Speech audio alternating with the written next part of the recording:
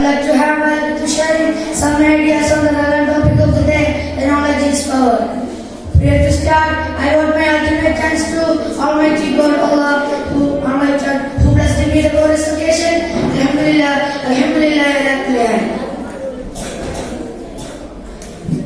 Dear brothers, we are living in an age in which the ultimate power of the society has concentrated on knowledge and information, and the past country of discovered manpower of knowledge kept the role of governors.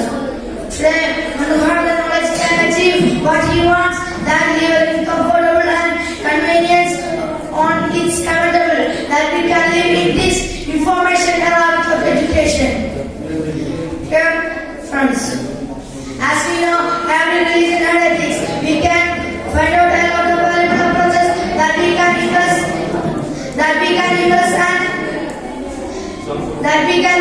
on the education.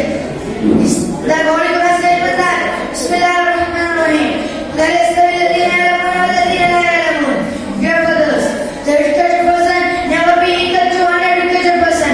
But Muhammad Mustafa sallallahu alaihi wasallam, the knowledge through his lifestyle, he is a good teacher of the world.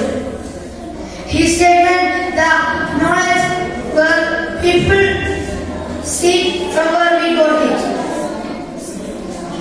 His words, ultimately what is saying, seek the knowledge even from China. In the address of Muhammad Mustafa sallallahu alaihi wasallam, emphasized the education, but it was difficult to travel. As the histories of Prophet Abraham and Prophet Hadith, we can find out.